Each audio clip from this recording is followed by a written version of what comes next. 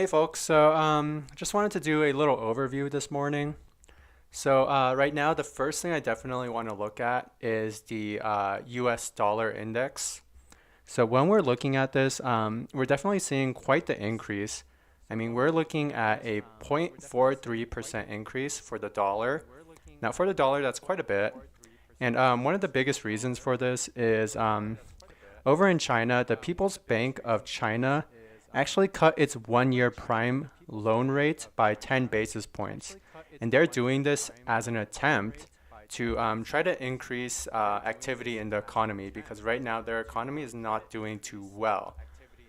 So what this is actually doing is that it's making the dollar rally, as you guys can see. So, if I'm looking at the dollar here, it's a little bit hard to chart, but this is actually probably the most accurate. So if I'm going on to Weeble actually lags a little bit, but this does give me some charting capabilities here. So if I'm just looking at this, a lot of people, they tend to want to draw trend lines just right at the tops and right at the bottoms. But I do think that good trend lines will catch a lot of data. So let me just go ahead, bring my drawing tool here. So when I do this, we could go ahead and look at the areas that this trend line is catching. So catching this bottom right here, this bottom as well, catching that top, this top right there, that top right there, and then you can see that price action is starting to contract right here and kind of coil up for a big move. So as you guys can see, if we're following this trend line, we also found support right here as well. So now there is the second trend line that's going on right here. We can see support right there, another support right there, support right there, and then would you look at that, it's actually acting as resistance right here, where we're currently at right now. So what could happen right now? Well, if the markets are going to get very bearish, then this dollar would have to shoot above this trend line.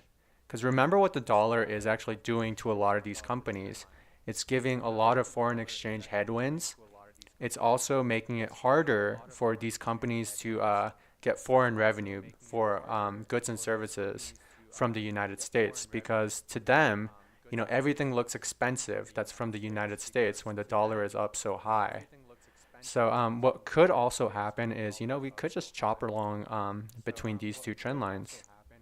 But ultimately, we're going to make a decisive move either to the downside or to the upside right here. But it could also be entirely that we just chop around this range right here. So that's looking at the dollar right there. Let me go ahead, clear all that up. So there is something else that's I found interesting, and that's on the SPY. So every third Friday of every month, we do see a lot of price action going on, and that's just because that is when options expire. So we do see like very big options expirations. They call it OPEX. So these little horizontal lines right here, this is representing OPEX period. So every single time we do past this OPEX period, we do see a very big move following. So right here, if we go all the way back in December, we can see this massive move right there. And then now, we're looking at January, massive move. We look at February, and we do have this massive move, but it does pull back. But do pay attention to that candle right there. That was one of the biggest candles I've ever seen, that February candle.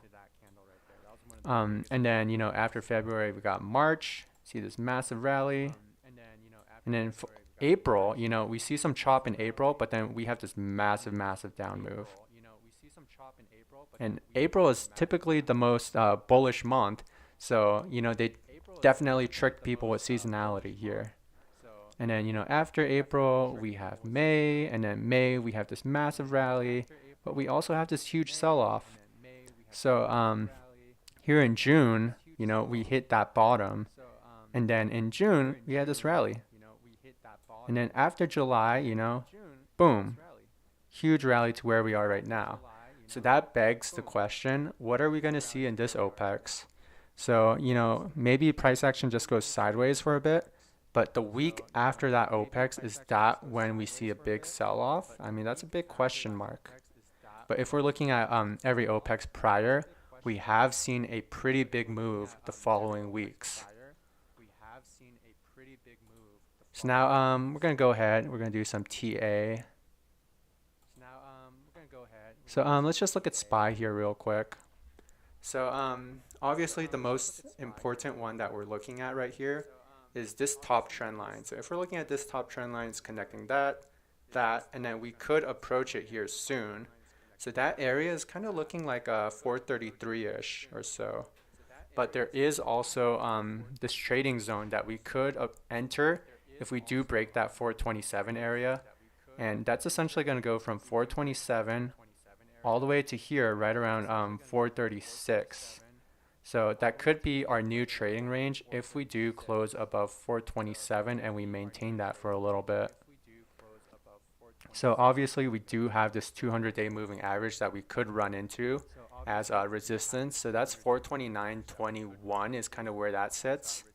And if I'm really zooming in here, you can see that we do have this trend line, and you can see right there, it's catching support. It's going right in between this gap zone. It's resistance right here, and we actually, if I really zoom in here, we bounced right off that, and then we had this massive rally all the way to 427. So are we going to come back and retest that again? And then if we do retest that, do we break underneath it? There's several supports underneath it. So if we are going to get very, very bearish, the key indicator of us getting very bearish is a gap down below that actually breaks through a lot of these supports. So to me, if I saw something like that, that would be very, very bearish, because essentially we're just trying to eliminate all of these supports in a pre-market gap down. So right now, I do still think we have this cushion. And, it's a little bit hard to imagine one of those massive sell-offs. So we're going to need a pretty big headline that's going to spook the crap out of the markets.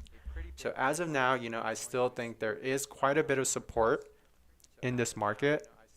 Just looking at all these trend lines right here. Now, let's go ahead. Let's look at the Qs. So the Qs, they are going into this rising wedge pattern. And the one thing that I really want to note is this trend line right here. So let's go ahead, delete that. So if we do break below that trend line, I do think that would be pretty darn bearish. Because if I zoom out here, you guys can see that this trend line actually holds a lot of meaning. So, it was resistance right here. It was resistance right here. And then you can see we broke above that right there. So if we get back below this, then does that just open up a trading range that goes between this 50-day moving average right here and the top of that? And then obviously if we do break below this 50-day moving average, which is all the way down at 298.71, then that could just lead for that next leg down. So these are definitely the things that I'm paying attention to, the Qs. Now we also do have this 200-day moving average. That's all the way at 341.40. So, we could just rally all the way up to there. Now, if we do break above this, then, we could just go back, retest these highs. So that's still quite a ways away. So, it's a little bit hard to say, but ultimately what I'm looking at is us staying above this trend line right here. Now, if I'm looking at Apple, there's a lot going on Apple. But the main thing I'm looking at is if we can actually get back to this trend line right here. So this would actually be around 177. So if I zoom out, I'll show you the importance of this trend line. So we can see it was resistance right here. Resistance right there. Resistance right there. And it could be resistance right here if we do get up there. So I do believe that this is going to act as a very, very, very strong resistance And we're not too far away from that. We're about like 3% or so. So it could entirely be possible that we just have one quick rally up here and just blow off all the bears. But it doesn't always have to happen that way. We could always just cool down a little bit before we try getting back up to that. So Apple does have a lot of supports, as you guys can see. I have lines all over this chart. So same situation. If something happens in Apple, they report some really bad news, something related to China, and we just start blowing below all of these supports with just one decisive gap down, then yeah, that to me is going to like signal some sort of reversal in the markets. Now let's just take a look at Amazon. So Amazon, like the thing about Amazon is that we have this massive, huge gap, and when I see a gap this big, I do believe it's going to get filled at some point. So, right now we're just really just moving sideways. We do also have this 200-day moving average that we're trying to run into. It's right around 145.06. And if I'm just looking at price action right now, it does kind of look like it's cupping out. Maybe it could build a handle right here, and then we'll see if we actually rally back up, hit this 147.66 resistance. So let me just take off those moving averages, and let's just zoom out a little bit. So if I zoom out a little bit, you guys can see why this could act as pretty big resistance. So I'm bring out my drawing tool. You can see there's support right there. You can see the price action is getting a little choppy right there. And then you can see right here as well. And then also right when we broke below this, you can see that we had this massive move down. So this 147.66 area could be pretty strong resistance just because it was pretty strong support in the past.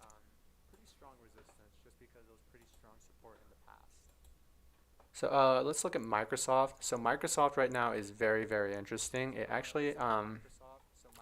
actually very, very close to this 200-day moving average. So right here on Microsoft, we have a 200-day moving average at 293.60. We're also very close to this trend line right here, and I'll show you the importance of that. So let me just zoom out a little bit, take out all the moving averages here, and just take a look at this for a second. So we can see that right here we have this gap. And then right here we're finding support along this trend line. And we're really just zigzagging between this trend line right here. But it's catching a lot of this price action.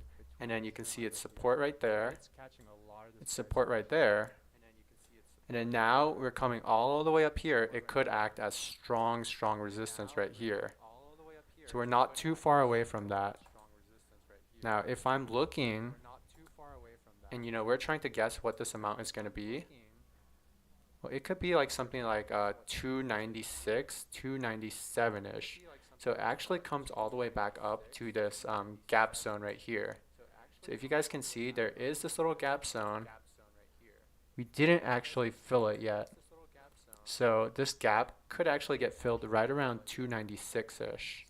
So that is where I would be really, really cautious if we see 296 on a Microsoft. Now, if we do get above this line and we maintain price action above that, then that could be very, very bullish. So you do want to be careful about shorting in this zone. You would want to wait just a little bit, see if price action just kind of consolidates a little bit. And then if it does seem like price action is weakening, then yeah, that's when you would just take your position. And if we do get back above that and it does look bullish, then yeah, you would know to get out. So let's take a look at Google. I do think that Google is very interesting here as well. Now, the big resistance I see on Google is going to be right here and right here. And you guys can see it will support right there. So that's right around 124.70. So let's just take a look at this for a second. So right now, Google's pretty interesting because it could look like a potential bear flag that's about to take a dump, or it could look like a cup that's building out. So let's just go ahead, let's draw out the bear flag scenario. It would look something like this. Shoop. But then, sometimes when you do have a bear flag following another bear flag, you see this strong move up, and then it could just end up being another move down that builds another bear flag. So sometimes you see something like that. But on the flip side, this could be drawing out to be a cup. So, right now we have to pay quite a bit of attention to Google because we need to see what it does. I mean, is it going to hit this resistance right here? And then, do we see that bear flag action building out? So that's going to be a pretty big thing to pay attention to. Or, do we just see a handle right there and then we see this continuation of this cup? So that could entirely happen as well. Now we do have this 200-day moving average right at 129.62, and I did mention that this was a strong resistance, but typically when you do break strong resistances, you see a strong rally following. So this scenario right here could entirely happen if we do get above this strong resistance, which was acting as support all throughout this area. You also see that when we broke below this, we entered this new trading range, which is where we're sitting at right now.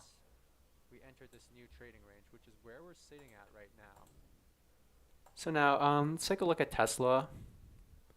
So if we're looking at Tesla, we have this cross pattern right here.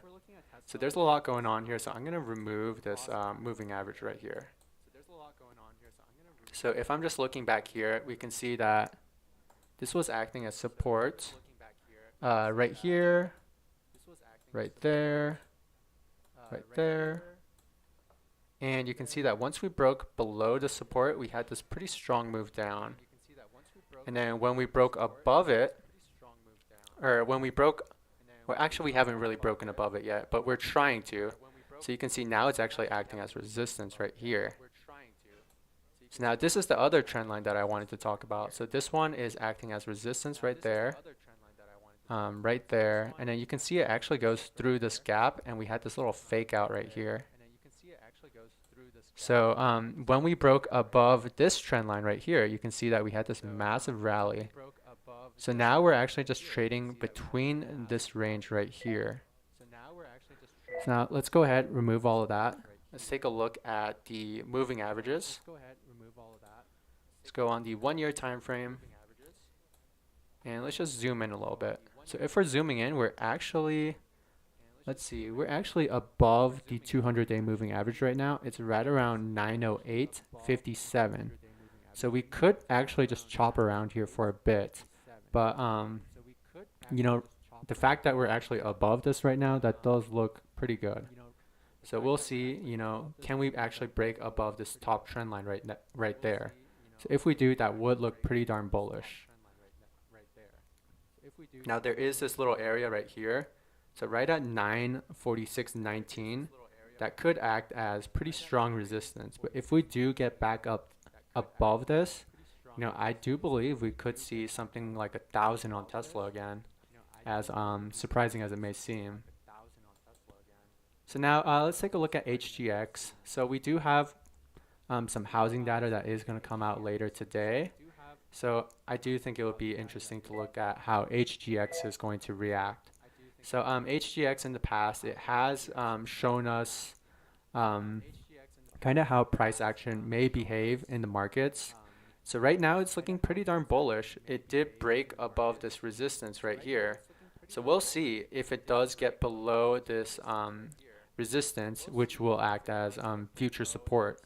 So if it does do that before SPY and the NASDAQ react, then I would see that as a bearish indicator going forth. And then lastly, let's take a look at the VIX. So the VIX is doing a lot of stuff right now. Essentially, it's just moving in this falling wedge pattern. So you can see that we actually did try to get back up above, but we got rejected right around this 2115 area. So if the VIX actually does break out of this falling wedge, that would probably be one of the key things that I would be looking at for a reversal. So that basically concludes my overview. Let me see if there's any questions over here in the chat. All right, so if any of you guys do want to see some tickers, just let me know, and if not, I'll be signing off here shortly. So let me go ahead, let me type that in the chat.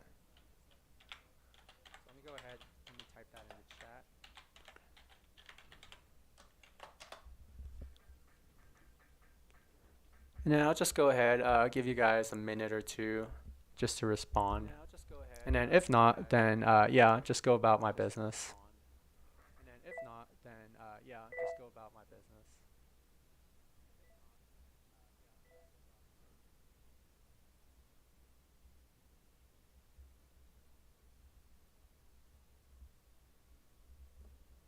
All right, so I think I'll go ahead and stop this stream. You guys, you know where to find me, so if you do have questions, just let me know. And hope you guys have a good one.